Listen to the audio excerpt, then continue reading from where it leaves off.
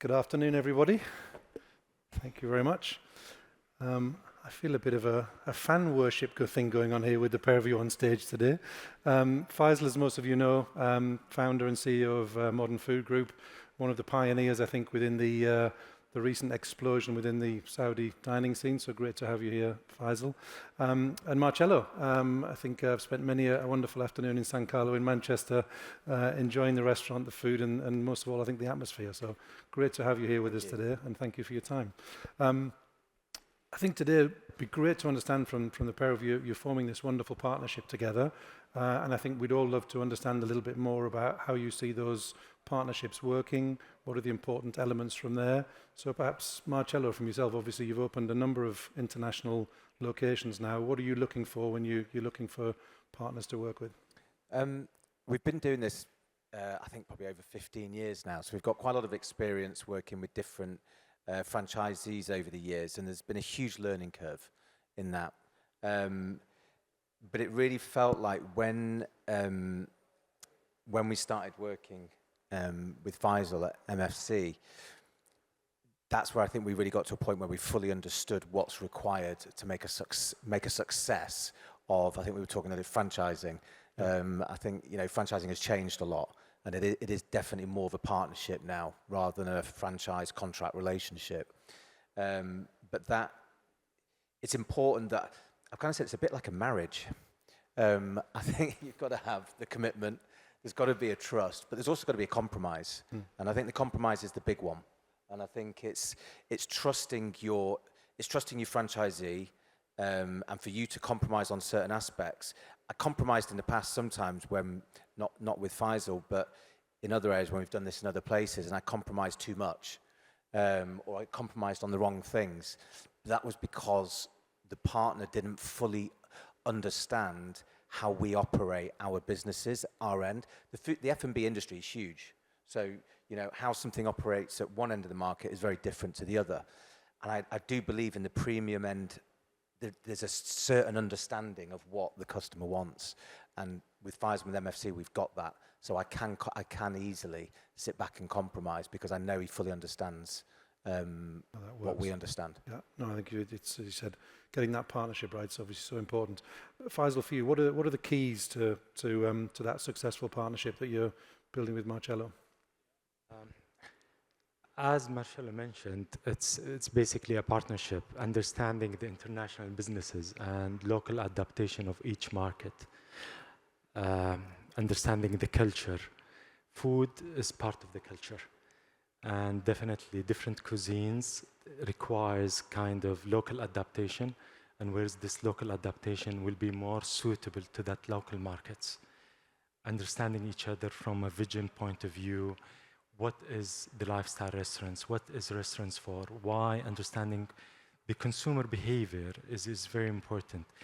And me and Marcello, and earlier we've been talking about it, a lot of investors, they do have the investment means and the capital, but not necessarily the understanding of operation, particularly for that kind of sector of businesses. Every business requires attention to details, and the F&B, one of the businesses that really needs more attention from consumer behavior. People needs, what do they like, what do they don't like. The smile, it's a hospitality. We always say we are in the service, and we always say that people who comes to our places, they are the people who pays our salary. So this is how it works, and it's a continuous thing. It's a totally different game. Overall, the partnership based on, as Marcello mentioned, it's something similar to the marriage. There is a compromise from each party. There is understanding and the willingness to understand different cultures and different market needs. The trust between both parties that yes, they have a good products, they have a good knowledge, and they have been very successful. And this kind of trust, and how can we transfer the successful that has been done in the UK, for example, to be transferred to Saudi Arabia and to continue that success. Their trust, and part of the trust is, as a partner, a local partner on Saudi Arabia, they will be able to, they have the market knowledge, the local knowledge, they will go with the adaptation that will make it successful in that particular country, or in Saudi Arabia in our case. So basically, the understanding in that JV and partnership, it's beyond franchising kind of relationship. It's something goes as a JV, as a partnership, and the aim and objective of it, it's to be expandable and doesn't stop only on that particular business. Because in the future, choosing a partnership is the most important thing. And the business, the first business stage or the phase one from the business was successful. That will give you a 50% of mitigate your risk for the future for any new businesses that can go in the future. Okay. You both touched on the C word, the compromise. Without giving away any arguments or anything that might have happened behind the scenes, where are the areas that you felt you've had to tweak things a little bit or work closer together to make sure it landed correctly in the market? It'll always be food. It will always be food. That's the main product that we're selling. And, you mentioned a word yesterday, Faisal, you were saying emotional. You get emotional about your own brand and dishes you've been selling for 20 years, 30 years. And, you don't think, why should we change this dish? It works perfectly well in the UK. Why do we have to change it here? And your first reaction is you go on the defensive. But then you sit down and you fully understand. And, Faisal understands his own market. If Faisal comes to the UK, I'll explain to him how, things might be done differently in the UK. That we even in the UK have differences between the north and the south. I've tried forever to sell octopus. In Manchester, I just can't sell it. I can sell calamari, but I can't sell a leg of octopus. They don't like the look of it. But in London, we can sell it all day long. So it's not just between countries, it can be between regions as well. Yeah. And Faisal, from your side, where have you seen that movement happening? Definitely, as Marcello mentioned, it's all about the food and what works here doesn't work there, and vice versa. Marketing methodology, for examples, our marketing methodology and local market focus is different sometimes from globally on the UK. Europe, they focus a lot on the PR. We focus a lot here in digital marketing. So it's not, I would say, changes, or big differences, but there is where we can learn from each other. The way we see it positive. What have worked very well in UK and that we would like to use might work here, and vice versa. What has been worked very well in Saudi Arabia, and we have experienced, and this where we start to exchange knowledge. Yeah. And even if we're out and about and I've go to other restaurants and I'll send Faisal an image and say, I've been to this restaurant, what a great idea, what do you think? And then they'll start to work on it and adapt things. But I think sorry. I was going to say, would that be ideas you see here locally that you think could be adapted here, or could it be international? It could be London. We're traveling all the time in our industry. Where we learn from is by traveling and seeing what's going on. We don't learn just by sitting in our office all day and just looking at our own brands. So, in F&B, most of us, we're not reinventing the wheel. The same things have been selling for years, the same basics and foundations in hospitality. It's just all about learning about creativity and adapting things. But one of the key things I think, and this is where a lot of people go wrong, especially in the restaurant business, and you find a lot of people, we were talking about money earlier on, that it's easy just to get capital to open a restaurant. That's the easy bit. You find that a lot of people go into it because they think they've been eating in restaurants for all their lives and eating in the best restaurants, that they know how to run a restaurant, and think it can't be that easy. And it's actually one of the most difficult, businesses to succeed in. I thought it was easy. Yeah. Anyone can do that now. And I think people do, and then they get burned very easy. So I think, going back to what are the key things, what the key ingredients, you've got to have a great partner that has experience in what they're doing. And if the partner doesn't have experience, then they employ a team that has a hell of a lot of experience and years of experience in the same industry, or in the same part of the spectrum, such that you're operating in. That's key. And then you've got to have that trust, and you've got to make sure that partner's willing to keep investing in it, to keep it going, and that understands what working capital is required and the people that are required to make a success of it. Yeah. Oh, for sure. And if obviously the market here in Saudi at the moment is, as we all know, it's moving very, very rapidly. Where do you see the opportunities to continue to grow this relationship and this partnership now?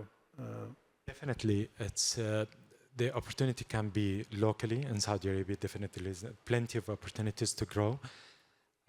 Since Saudi Arabia is one of the fastest growing countries and Riyadh is one of the fastest growing cities.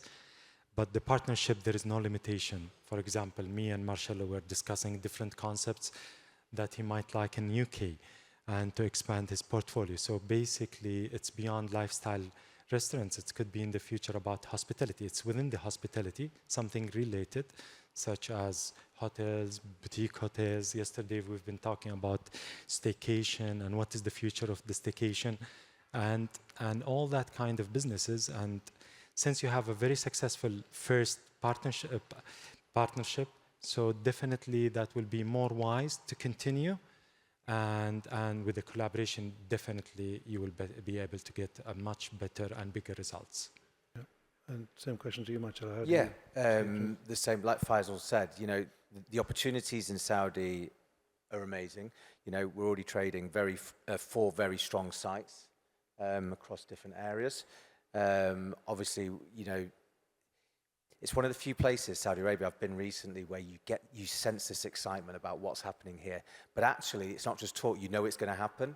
You go to certain countries and a lot of talk and there's a lot of this, but you question, is it really going to work? But here you've got no doubt that it's going to work, which is very exciting. But Faisal's right. F&B industry now, and it's like here today, you've got the hotels, us with our restaurant brands. The world's a much smaller place now, and you really feel it. You go to all the major cities around the world, it's the same restaurant brands. In the high-end sector, it used to be in the more casual dining, but now it's in the high-end sector. So the opportunities are huge, I think, globally at the moment. You know, there's key areas around the world which have pretty much quite matured their restaurant market, but the rest of the world's looking now and saying, well, we want to catch up, and it's really exciting. And that's why, you know, our talks over the last few days have been about, okay, isn't just Saudi. Great, the opportunities will be there, but what else is happening around the world? Where else can we go to and take the knowledge we've got to grow our businesses? Because that's where we get excited. I think there was with one of the first panels yesterday morning, there was a great sort of comment made about, if you look at the world of hotels, historically it was all very European based, and that's how the standards were set. Then it sort of moved to Asia, and we all looked at the Asian market for the luxury brands and how they'd gone. And then now really, you know, the eyes of the world are on Saudi and what's happening here at the moment. So I'm fascinated to see that sort of that idea of brand extension here in the kingdom perhaps, and then how that could even be exported globally at some point. Absolutely. That's the aim and that's the objective. And to have local companies from Saudi Arabia with an expertise in certain sectors to start and going and exploring outside. It's contributing definitely to the economy, contributing to the GDP, expanding your knowledge, expanding your talents and the pool of talents. And with the JV, definitely that will be a strong joint force. We have a magic wand, Marcello. What would you like to see the San Carlo group developing into here in the kingdom? Sorry, in the kingdom? In the kingdom initially, yeah. In the kingdom. Do you know what? We're never under massive pressure. We're a family business, still very much a family business. We've got no outside investors. So we grow organically. We're happy. We don't put any pressure on Faisal saying, Faisal, we want to open another 3 sites. If he feels it's right to open another site, we open another site. If he feels it's right to stick at 4 restaurants, we stick at 4 restaurants. You know, it's working very well. I trust him in terms of what he's doing, and we just look globally at the moment about what we're doing. And we trust Faisal's opinion in terms of Saudi. It's great to hear, I think. And then sort of looking outside of the kingdom, what are where do you see the opportunities for yourselves, but also for other Saudi operators to be able to grow globally? Where do you see those type of opportunities? Definitely, there is plenty of options. It could be a local successful brands, for example, Miyazu, in our case, that we have an MFC. How can we expand Miyazu, which is owned by MFC, a local brand that has been developed, and where we can take it abroad? Europe, definitely. UK is London, in particular, is one of the major cities always been one of the major cities in the lifestyle F&B. And other European cities, if you go to France, if you go to Spain, Spain is booming. Italy, Milan now is booming, and Milan is growing up. And there is a seasonal and there is a permanent. It depends what is the strategy. If you're looking for permanent locations, permanent places, or you're looking for seasonal, where it is, for example, Mykonos, Ibiza, etc., all these Marbella kind of semi-seasonal or seasonal, some of them. So there is plenty of places. The USA is a big market, and it is another game.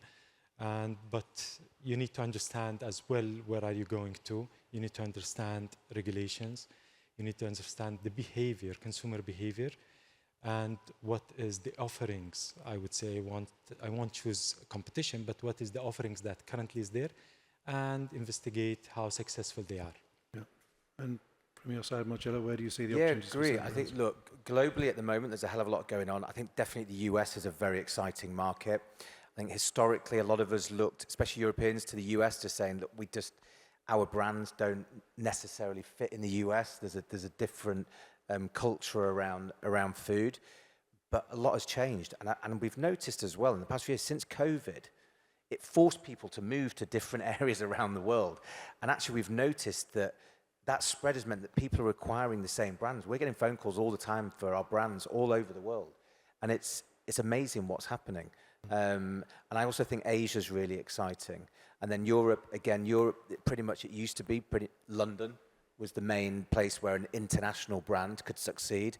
You used to go to Milan, it was very Italian. You go to Paris, it was very French. You couldn't find an Asian restaurant in Paris. You'd be lucky to find a sushi restaurant. Whereas now it's changing. And so young people are demanding an array of cuisines. And for us who are lucky enough to have some really strong brands, it's a really exciting time. And being here today as well, seeing all the hotel groups, it's interesting now to see how hotels view F&B. I still don't think they're going far enough. You know, London's only just in the last 10 years really adapted to understanding that great F&B brands in hotels are a synergy. They work together. It brings a lot of extra custom in. I do remember 15 years ago, I met with a VP of a hotel group, and I sat down with him, and he said, "I don't care about restaurants. I only care about room rates." And it's interesting how that has changed now. And I think the two industries, as sort of the two parts of hospitality, have to work together, because I think, you know, there's some amazing opportunities out there if done right. But also when they're designing the hotels, think about it from a design stage where the F&B sits and how it sits in the space, not there's a space for a restaurant and that's it. Think about it. Think how it integrates and how it can be a successful restaurant. One of the cleverest I ever saw was the Standard in New York. You know, if you think about the whole ground floor is all F&B, and it's amazing. Yeah. No, and I think we touched on it earlier on as well. If you think about most great hotels in the world, there's always an element of their food and beverage that makes you remember it and makes it sort of stand out. And not getting that right seems to be a huge missed opportunity. So, sort of question for you to sort of finish up. Partnership built on trust. Done a little bit of compromise between you. What do you see happening sort of next? Where do you sort of see the next opportunities for yourselves going forward? I believe it's going to be something in UK, maybe in particular in London, where we will have this partnership to continue, and MFC will share their successful knowledge and results that has been done here locally in some of the brands, where Marcello can take that an advantage and start expanding his business, San Carlo Group businesses within the UK.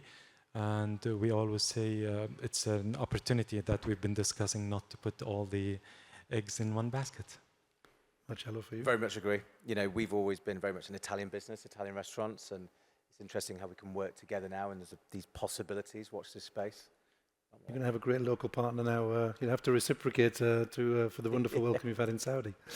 We've got some superstars on the stage. Does anyone have any questions or anything you'd like to ask at the moment before we finish up? Brilliant. Faisal, Marcello, thank you so much. Thank you, Simon. Really appreciate your time. Thank you. Great to have you here. Thank you.